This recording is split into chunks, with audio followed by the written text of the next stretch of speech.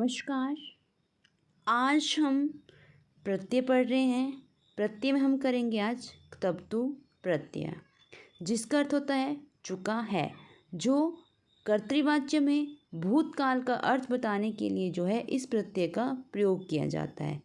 तो सबसे पहले आपसे निवेदन है कि यदि आपने मेरे चैनल को सब्सक्राइब नहीं किया है तो आप इसे सब्सक्राइब करें, क्योंकि भविष्य में मैं यदि कोई भी वीडियो डालती हूँ तो आपको इसकी नोटिफिकेशन मिलेगी।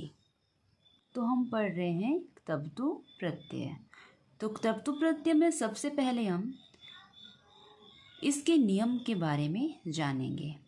तो क्तवतु प्रत्यय का पहला नियम है, जब हम क्या करते हैं क्तवतु प्रत्यय का प्रयोग करते हैं तो ये जो कर्तृवाच्य होते हैं, मतलब कि साधारण वाक्य होता है, उसमें भूतकाल का अर्थ बताने के लिए इस प्रत्यय का प्रयोग होता है। दूसरा रूल है इसका, क्तवतु प्रत्यय का पुल्लिंग में क्या रहता है, त्वान, स्त्रीलिंग में त्वति और नपुंसकलिंग में त्वत् शेष रहता है। मतलब कि मेन इसमें क्या शेष रहेगा, इसका त्वत् रहता है, लेकिन ये तीनों लिंगों में चलता है, पुल्लिंग में, स्त्रीलिंग में और नपुंसकलिंग में। इसलिए पुल्लिंग में क्या होता है इसका त्वान, स्त्रीलिंग में त्वति और नपुंसकलिंग में त्वत्। अगला रूल है इसका, तीसरा रूल है, जब हम क्या करते हैं क्तवतु प्रत्यय का प्रयोग करते हैं, ठीक है, तो प्रयोग करते समय धातु से पहले, ठीक है, ई का प्रयोग होता है। अब देखो वो ई का प्रयोग कहाँ होता है, जब वहाँ पर क्या हो, अंतिम वर्ण हलंत होगा, तभी वहाँ पर क्या होता है, ई का प्रयोग होता है। अब चौथा रूल है, यदि धातु का जो अंतिम वर्ण है या अक्षर है उसमें क्या होगा, हलंत म और न होगा, तो वहाँ पर उस हलंत म और न का लोप हो जाता है और वहाँ पर उसके साथ फिर ई का प्रयोग भी नहीं होता है। ठीक है, क्यों? क्योंकि वहाँ पर पहले ही क्या होता है, उससे पहले एक स्वर होता है, क्योंकि स्वर के साथ हम दूसरे स्वर का प्रयोग नहीं करते हैं। अगला रूल है, कर्ता क्या होता है, अब साधारण वाक्य में कर्तृवाच्य है तो वहाँ पर कर्ता हमेशा प्रथमा विभक्ति में होता है, तो उसके लिंग और वचन के अनुसार, मतलब कि यदि लिंग पुल्लिंग का होगा, वचन एक वचन का होगा, द्विवचन का होगा, बहुवचन का होगा, उसी प्रकार लिंग पुल्लिंग हो, स्त्रीलिंग हो या नपुंसक लिंग हो, उसी के अनुसार ही क्रिया का लिंग और वचन होता है। मतलब क्रिया में क्या होगा, कर्ता में अगर पुल्लिंग होगा तो क्रिया भी क्या होगी, पुल्लिंग की होगी, स्त्रीलिंग होगा तो क्रिया भी स्त्रीलिंग की होगी, यदि कर्ता नपुंसक लिंग का होगा तो क्रिया भी नपुंसक लिंग की होगी।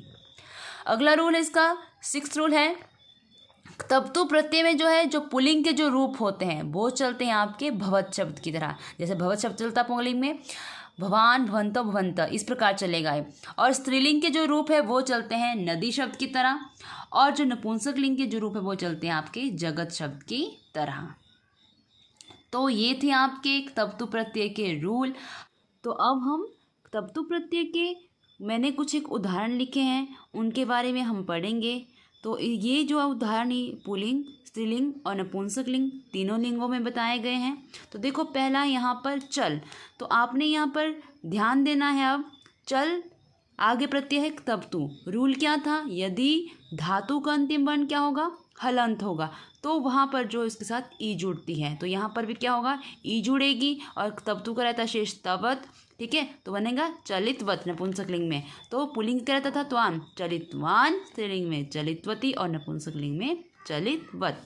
आगे है धाव धातु है, धाव धातु का अंतिम वर्ण क्या, हलंत वर्ण है, आगे क्तवतु का तवत शेष रहता है, तो धाव में क्या जुड़ेगी, अब यहाँ पर ई जुड़ेगी, तो बना धावितवान, धावितवती, धावितवत। ओके, नेक्स्ट है इसका हस्त धातु है, हस्त धातु में भी अंतिम वर्ण क्या, अब यहाँ पर हलंत वर्ण है, तो यहाँ पर क्तवतु प्रत्यय जुड़ेगा, तो बनेगा पुल्लिंग का हसितवान, स्त्रीलिंग में हसितवती और नपुंसक लिंग में हसितवत। अब देखो नेक्स्ट जो धातु है वो है भ्रम। वहाँ पर रूल क्या था, तप्तु प्रत्यय का यदि अंतिम वर्ण म और न होगा तो वहाँ पर उसका लोप होगा, लेकिन यदि समान वर्ण होगा तो वहाँ पर उसका लोप नहीं होता है। तो यहाँ पर देखो ये समान वर्ण है, इसलिए यहाँ पर तप्तु प्रत्यय के साथ जो इसका लोप नहीं होगा तो बनेगा भ्रमितवान, भ्रमितवती, भ्रमितवत। आगे क्री धातु है। अब देखो क्री में पहले से क्या यहाँ पर स्वर है, ठीक है, तो स्वर है तो स्वर के साथ दूसरे स्वर का प्रयोग नहीं होता है, तो ये क्री का क्री जैसा है वैसे का वैसा रहेगा। तप्तु प्रत्यय जुड़ा तो बनेगा पुल्लिंग में कृतवान, स्त्रीलिंग में कृतवती और नपुंसकलिंग में कृतवत। आगे जो धातु है वो है जी। देखो जी तप्तु प्रत्यय है, जी में पहले ज में क्या है, ई की मात्रा है, स्वर है पहले से ही, तो ये जैसा है वैसे का वैसा रहेगा, तो बनेगा पुल्लिंग में जितवान, स्त्रीलिंग में जितवती और नपुंसकलिंग में जितवत।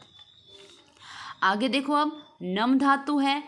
नम का अंतिम वर्ण क्या अब म हलंत है, ठीक है, तो रूल था यदि अंतिम वर्ण म और न होगा तो उसका लोप हो जाएगा और उसके साथ ई का प्रयोग भी नहीं होगा। तो पुल्लिंग में क्या बनाइए, नतवान, स्त्रीलिंग में नतवती और नपुंसकलिंग में नतवत।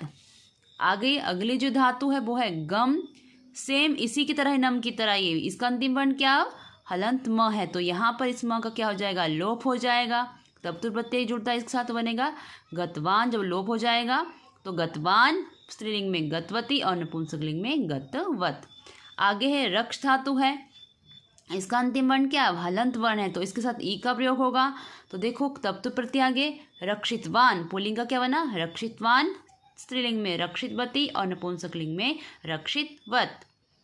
नेक्स्ट धातु है दृश। आगे कितना तप्तु प्रत्यय है, ठीक है, तो रूल क्या था इसका, जब श के बाद त आता है तो श को श हो जाता है और त को ट होता है, तो क्या बना दृष्टवान। पुल्लिंग में क्या बनेगा दृष्टवान, स्त्रीलिंग में दृष्टवती और नपुंसकलिंग में दृष्टवत। नेक्स्ट जो धातु है वो है स्मृ। अब देखो स्मृ आगे प्रत्येक तप्तु, स्मृ में पहले से क्या यहाँ पर स्वर है, तो पुल्लिंग में क्या बनेगा स्मृतवान, स्त्रीलिंग में स्मृतवती और नपुंसकलिंग में स्मृतवत। नेक्स्ट धातु है वो है पत धातु, ठीक है, पत का त कैसा है हलंत वर्ण है, ठीक है, तो हलंत वर्ण है तो यहाँ पर ई का प्रयोग होगा तप्तु प्रत्यय रहते हुए, तो क्या बना पुल्लिंग में पतितवान, स्त्रीलिंग में पतितवती और नपुंसकलिंग में पतितवत।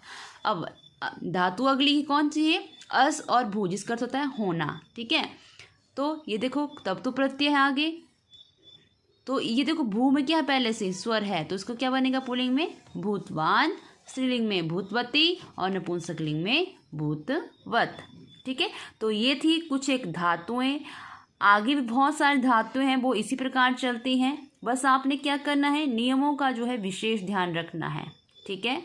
तो देखो आपने जब इसका प्रयोग करना है, कर्ता यदि पुल्लिंग का होगा तो क्रिया भी पुल्लिंग की होगी, यदि कर्ता स्त्रीलिंग का होगा तो क्रिया भी स्त्रीलिंग का होगी, अगर कर्ता नपुंसकलिंग का होगा तो क्रिया भी क्या होगी नपुंसकलिंग की ही होगी। तो आपने जब वाक्य में प्रयोग करना है तो आपने क्या करना है कर्ता का जो है विशेष ध्यान रखना है, उसी के अनुसार ही जो है क्रिया का प्रयोग होगा।